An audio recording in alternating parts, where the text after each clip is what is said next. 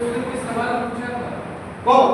जैसे कोई मेंबर है किसी मंत्री से सवाल पूछा था तो लोकसभा मेंबर ने उस पे कुछ प्रतिबंधित कर दिया कि नहीं बैठ जाइए तो ये कुछ दिक्कत होगा, हम लोग मैटर नहीं जानते, कुछ न कुछ सदन हमेशा नियमावली से चलता, ठीक ना।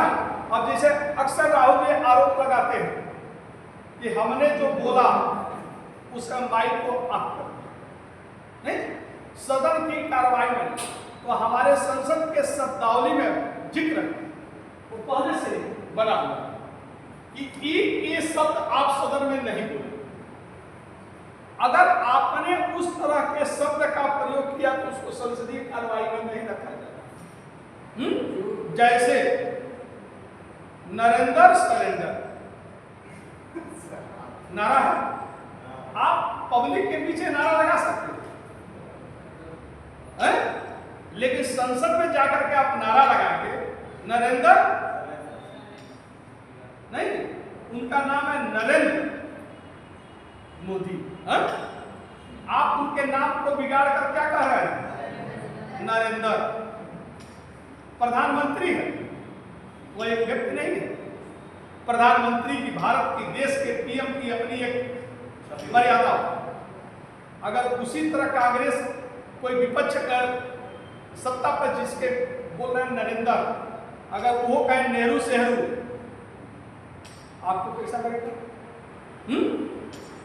अगर कोई कहे नेहरू सेहरू देश के पहले प्राइम मिनिस्टर, आप उनकी नीतियों की आलोचना कर सकते हैं, आप उनका व्यक्तिगत अपमान नहीं कर सकते।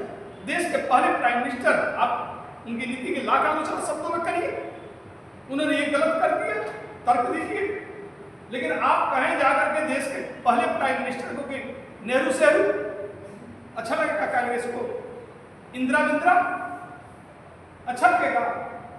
तो जिस तरह वो पीएम है वैसे ही ये भी पीएम है, और आप उनके नाम को सम्मान के साथ लें, तो अगर इस तरह की कार्रवाई करके सदन से निकाल, अगर उसको रखेंगे, इनका कहना कि जो हम बोल रहे हैं वह सदन की कार्रवाई में शामिल हो, तो आज तो आपने नरेंद्र सरेंद्र कर दिया एक पीएम को, एक परंपरा बन गई। आने वाले समय में दूसरा भी इसे ही बोलेगा, किसी भी प्रधानमंत्री को, फिर कोई थोड़ा सा एक कदम और बढ़ेगा, प्रधानमंत्री को गाली वाली से बात करेगा, और धीरे धीरे जो सदन की कार्रवाई में शामिल हो गई वह परंपरा बनती है। अगला वाला कहेगा भाई पहले वाले में गाली दी गई थी तो उसमें कुछ नहीं हुआ था, तो हम गाली दे रहे तो हमको क्यों रोका जा रहा है? तो थोड़ा गाली दिया, हम मन भर गाली देंगे नहीं। तो सदन की कार्रवाई में जो चीजें शामिल की जाती है, अगर वह प्रश्न किसी भी कारण से असंसदीय है, देश विरोधी है, किसी देश के साथ हमारे संबंध खराब होने की संभावना है, तो लोकसभा अध्यक्ष चाहेगा तो प्रश्न नहीं, कार्रवाई से निकाल दिया।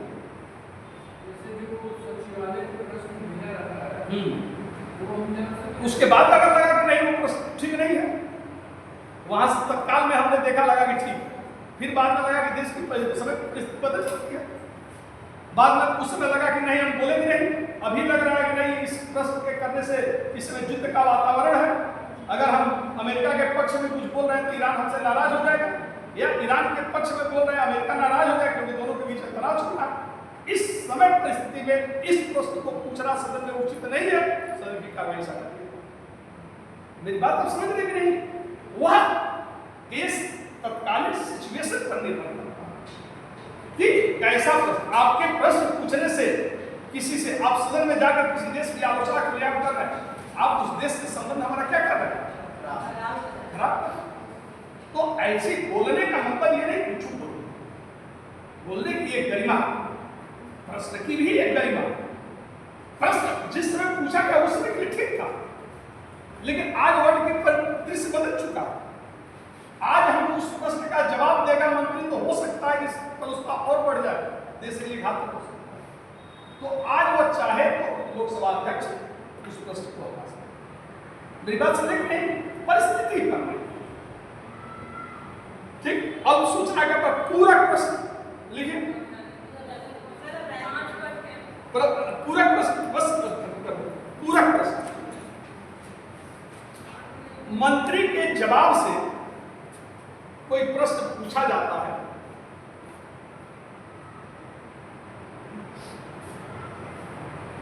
तो उसे पूरक प्रश्न कहा जाता है।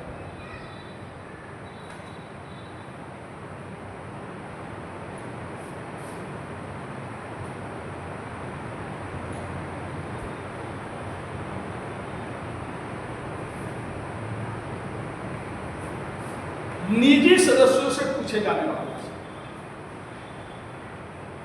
निजी सदस्यों से पूछे जाने वाला प्रश्न, जब कोई प्रश्न मंत्री के बजाय, जब कोई प्रश्न मंत्री के बजाय किसी संसद सदस्य से पूछा जाता है,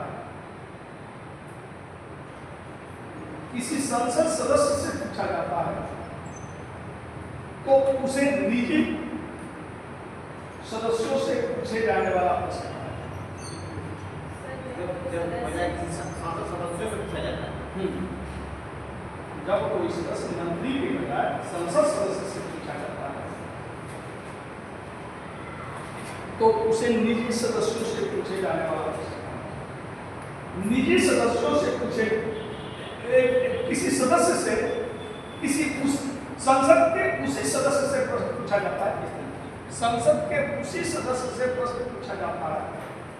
संसद निजी सदस्य पूछे जाने पर प्रश्न कहा जाता है क्या लिखो दो, जब कोई प्रश्न टीचर से बोल सकते हो, जो जितना लिखो उतना बोलो। जब कोई जाओ, हाँ क्या लिखो, मंत्री के बजाय किसी सदस्य से प्रश्न पूछा जाता है तो उसे निजी सदस्यों से पूछे जाने वाला प्रश्न है।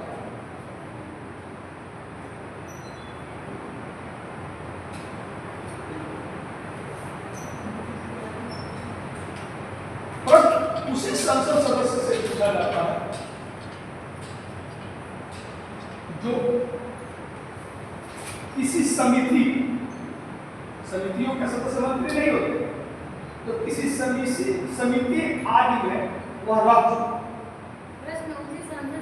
उसी मंत्री से, उसी सदस्य से पूछा जाता है जो किसी समिति आदि में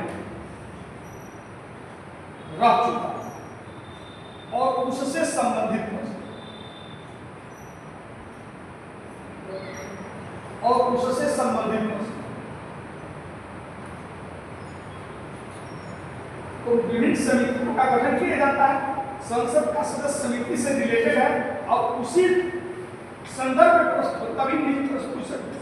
अब ये नहीं है कि यूपी का लोकसभा के सदस्य इनसे गृह मंत्रालय के बारे में क्वेश्चन किया, जो उसका जवाब गृह मंत्री दे, जो कार्य कर रहे हैं, जो कार्य क्षेत्र उनका है, उसी क्षेत्र से प्रश्न पूछा है।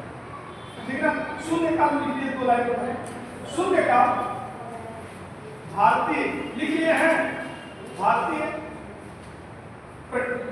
की अपनी देन है, यह मीडिया द्वारा किया गया है, लेकिन शून्यकाल को प्रश्नोत्तर काल, प्रश्नोत्तर काल भी कहा। इसमें मंत्री से तुरंत प्रश्न पूछा जाता है और तुरंत जवाब मिलता है, मौजूद है। को पता होगा कि आज इससे रिलेटेड ये मंत्री मौजूद रहेंगे, इसे जो क्वेश्चन पूछा हो वो अपने, इसमें मंत्री से तुरंत प्रश्न पूछा जाता है और तुरंत उत्तर मिलेगा। तो अपने हिसाब से वो बाधित नहीं है कि आपको एकदम सही से बताएगा या आप जैसे चाहते हैं उस तरह से बताएगा नहीं, और मोटा मोटी इसमें प्रश्न रहेगा। इसका निर्धारण और सब याद थोड़े है, अगर ज्यादा है तो उसको अतरांकित में शामिल कर दिया जाएगा। प्रश्न पूछने वाला जो बनना, जैसे कि आज वित्त मंत्री मौजूद है, शून्यकाल, अब वित्त मंत्रालय से रिलेटेड जितने क्वेश्चन है उस दिन पूछा जाए तो तुरंत प्रश्न पूछाएगा, तुरंत उत्तर मिलेगा। ये नहीं कि वित्त मंत्री बैठे हैं और उसे कृषि मंत्रालय का प्रश्न होगा, उनसे विदेश का प्रश्न पूछने वाला कुछ भी पूछ सकता है, लेकिन उसका निर्धारण अध्यक्ष करेगा। हाँ, इस तरह का प्रश्न पूछा जाएगा। ठीक है, ये है प्रश्न का शून्यकाल। कोई दिक्कत?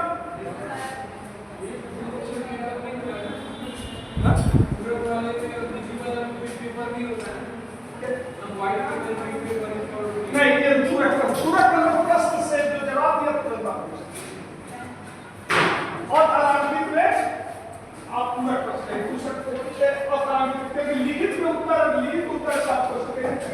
इसमें पूरा प्रश्न नहीं पूछा क्योंकि लिखित दिया है तो लिखित दिया जवाब तो आपको समझना सोचना नहीं। ओके